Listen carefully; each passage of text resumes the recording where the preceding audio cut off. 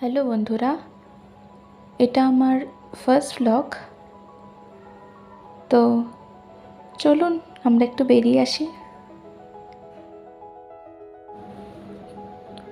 আমরা যাচ্ছিলাম beach candy রিসোর্টে, যেটা কিনা মৌসুনি আইল্যান্ডে লোকেটেড।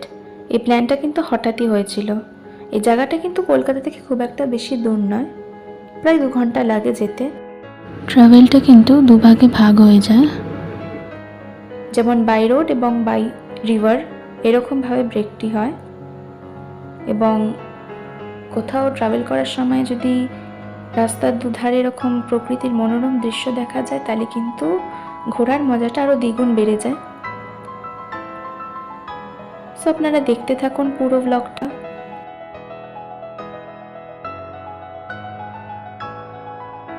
তো মাঝে কিন্তু আমরা